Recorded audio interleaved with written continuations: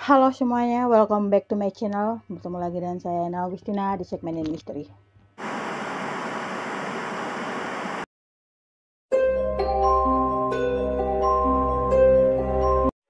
Sebenarnya ini masih dalam suasana duka ya, duka sedalam-dalamnya karena beberapa kerabat saya meninggal dunia di hari yang hampir bersamaan.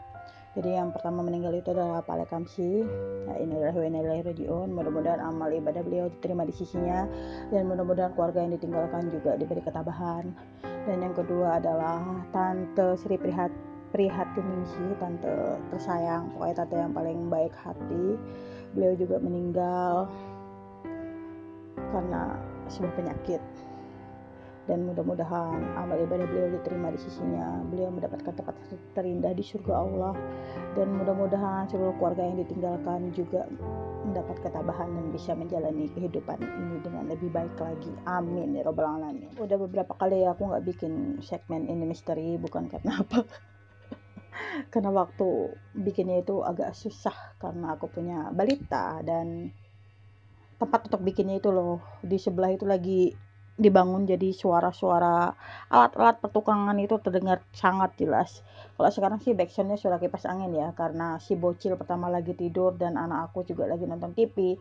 Mudah-mudahan aman sampai konten ini selesai dibuat.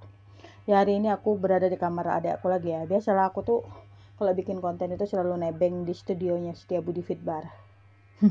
Jadi aku mau melihatin dia tuh udah bikinkan aku tuh kayak background baru gitu ya, tapi agak nyepit gitu loh tempatnya, jadi susah aku tuh untuk ambil angle-nya tuh bagusnya kayak apa. Jadi kayak gini nih, ketemunya pintu dia sama background yang baru dia bikin. Bagus sih sebenarnya, cuma ya gitu tadi, nggak bisa kalau aku bikin ke sini terlalu ini apa, cahaya dari jendela terlalu bikin ini, jadi aku kelihatannya wajah, jangan jangan fokus ke lengan ya. Mantan atlet kayak gini jadinya.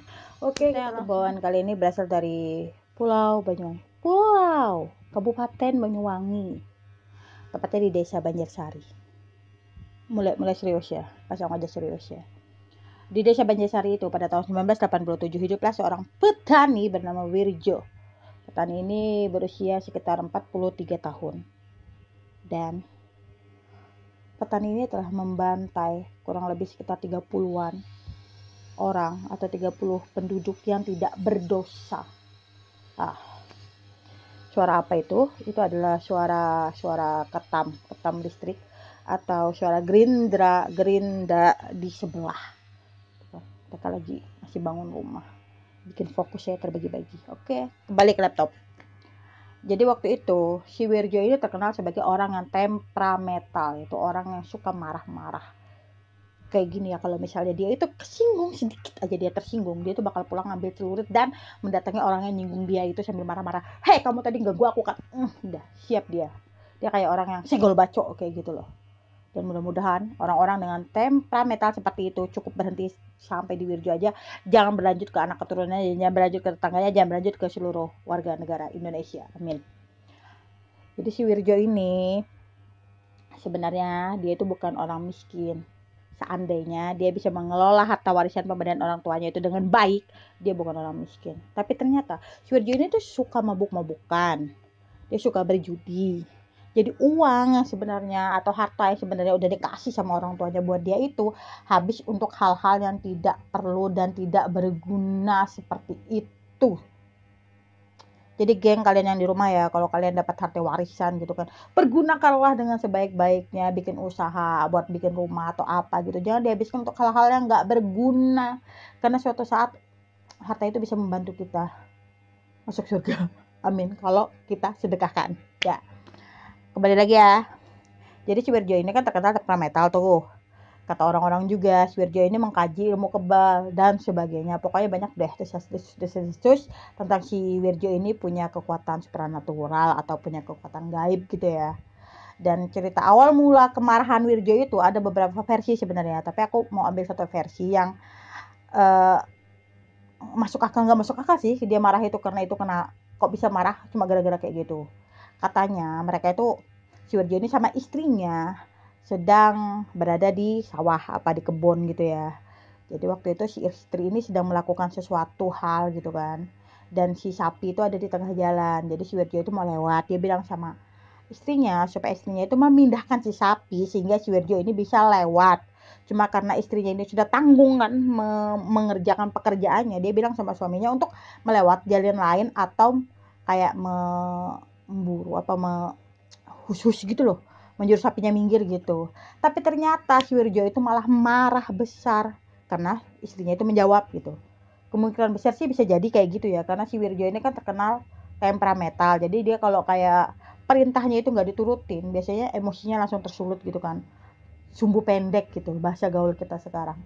Nah jadi si istri ini dipukuli sama dia, dipukul, ditendang gitu kan. Ya siapa lah yang mau dipukul dan tendang, situ mau enggak kan. Jadi si istrinya itu langsung kabur setelah dipukuli. Nah karena istrinya kabur itu, si Wirjo itu tambah kayak marah gitu kan dia. Biasalah, sumbunya terlalu pendek gitu kan, dan minyaknya terlalu banyak. Jadi cepat banget berkobar-kobar fire gitu. Terus si Wirjo ini akhirnya pulang.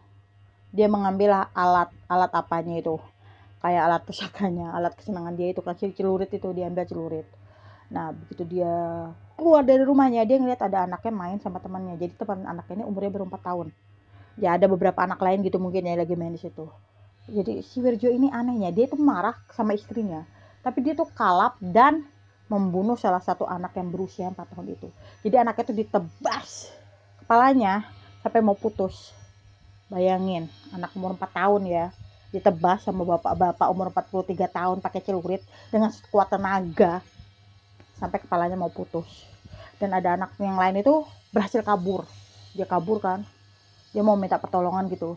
Wirjo ini yang udah kalap itu, udah gila, nggak tahu itu udah gimana ya, kita nggak tahu ya kondisi kejiwaan dia, kondisi pikiran dia dan otak dia itu waktu itu seperti apa. Hanya si Wirjo dan Allah lah yang tahu. Jadi dia langsung keluar ke arah desa gitu kan. Dia ngebunuh setiap orang yang dia temui. Jadi dia ketemu anak SMP dibacok, ketemu petani dibacok, ketemu anggota kamera dibacok. Pokoknya semua orang itu serba dibacok sama dia. Dan mayat-mayat manusia yang kepalanya udah hampir putus kayak ditebas itu tuh pada gelempangan di jalan. Dan banyak penduduk yang ketakutan kemudian memilih masuk ke dalam rumah dan mengunci rumahnya. Tapi ada juga beberapa penduduk yang turun ke jalan untuk menyelamatkan atau memindahkan jasad-jasad korban pembunuhan Wirjo ini. Dan sampai sekarang tuh masih tanda tanya ya, Wirjo itu kenapa ngamuk, dan ngamuknya itu kenapa harus mukulin atau nebasin orang-orang yang nggak berdosa. Dan karena Wirjo ini punya ilmu kebal, jadi nggak setiap orang yang dia temui di jalan ditebas sama dia tuh pasrah ya. Ketemu Wirjo, hey Wirjo, gitu, enggak. Dia ada juga yang ngelawan gitu kan. Jadi mencoba ngelawan si Wirjo, tapi karena si Wirjo ini katanya punya ilmu kebal, punya kekuatan magic gitu kan. Jadi dia ini enggak apa ya, enggak terkalahkan gitu. Nah, jadinya waktu dia bacok-bacok kayak gitu ya, karena dia hebat pada masa itu ya.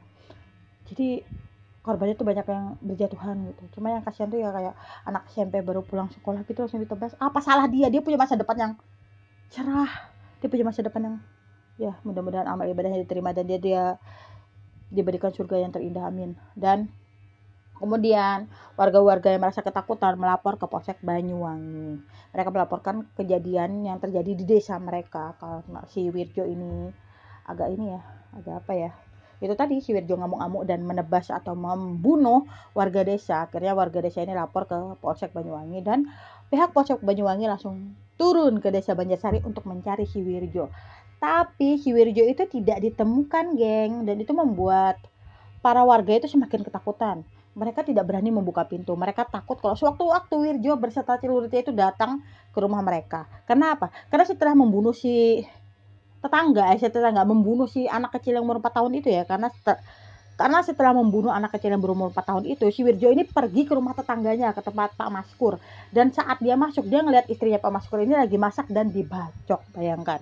Dia nggak bacok orang yang ketemu dia di jalan, tapi dia juga masuk ke rumah orang. Sehingga istri Pak Maskur ini juga meninggal dunia. Ya sekitar kurang lebih 30-an orang yang meninggal dan sekitar puluhan orang yang terluka-luka gitu kan. Kalau nyeritain tentang pembantaian kayak gitu cukup ngeres gitu ya di hati.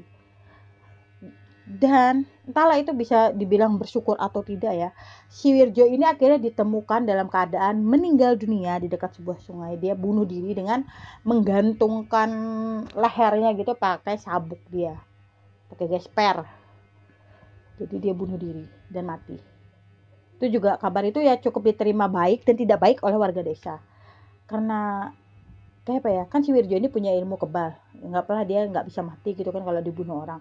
Dia matinya karena bunuh diri.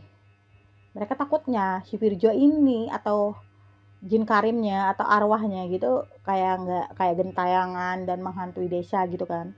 Tapi sampai sekarang belum ketemu sih cerita tentang arwahnya si Wirjo ini, ketemunya cerita tentang pembantaiannya ini aja ya. Mudah-mudahan si Wirjo itu langsung dikerangkeng dan dia tidak bisa keluar atau langsung mendapat hukuman dari yang maha kuasa. Jadi si Wirjo ini sebenarnya kalau misalnya ditangkap polisi pun kemungkinan besar dia tidak bisa ditangkap ya. Kalau dia punya ilmu kebal terus ditembak, dar, tapi nggak nembus ke kulitnya, dia bisa kabur masih. Dan kenapa dia memilih untuk bunuh diri? Apakah dia menyesal karena telah membunuh para tetangganya atau para saudara-saudara di desanya? Atau dia merasa seperti amarahnya yang tidak bisa terkendali sehingga dia memilih untuk bunuh diri? Dan sekali lagi hanya Wirjo dan Allah Subhanahu wa taala yang tahu jawabannya. Itu adalah cerita untuk hari ini. Semoga kita bisa mengambil kesimpulannya kalau sebenarnya amarah itu tidak baik. Ya semarah-marahnya kita sama orang kayak gitu kan ya jangan sampai lah main tangan, apalagi main bacok. Main santet aja, membunuh tanpa menyentuh. Oke, terima kasih untuk kalian semua yang masih setia di channel ini dan mudah-mudahan channel ini bisa terus berkembang ke depannya. Assalamualaikum warahmatullahi wabarakatuh. Sampai ketemu di lain kesempatan. See you again.